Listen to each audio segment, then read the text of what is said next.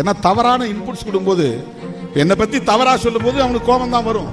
அது உண்மையா பொய்யா என்று அவனால் ஆராய தெரியாது. திருமாவளவன் நம்ம ஆளுங்களுக்கு எதிரி அப்படின்னு சொன்னா போதும், நம்ம சாதிக்கு எதிரி அப்படின்னு சொன்னா போதும், அவனுக்கு கோபம் வந்து. திருமாவளவனுடைய அரசியல் என்ன, அவன் 30-40 ஆண்டுகளாக என்ன பேசியிருக்கிறான், யாருக்காக நின்றிருக்கிறான், எந்த அரசியலை உள்வாங்கி இருக்கிறான், எப்படி இந்த அமைப்பை நடத்துகிறான் என்பதை யாரும் சொல்ல வாய்ப்பில்லை. அவனும் அதை தெரிந்து கொள்ள வாய்ப்பில்லை.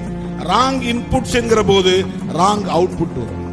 தவறான கருத்து உள்ளே போகிற போது தவறான வினைகள், எதிர்வினைகள் வரும். 20 வருடங்களுக்கு முன்னால் நான் சொல்லுவேன், என்னுடைய படத்தை பார்த்து சாணி எடுத்து அடிக்கிறான், என்னுடைய காரை பார்த்து கல் எடுத்து அடிக்கிறான் என்ற நிலை வருகிற போது நான் சொன்னேன், இந்த தம்பிகள் ஒரு நாள், கல்லெடுத்து வீசும் தம்பிகள் ஒரு நாள் பூவெடுத்து வீசுவார்கள், நீங்கள் பொறுமை காக்க வேண்டும் என்றுதான் நான் அமைதிப்படுத்தி இருக்கிறேன்.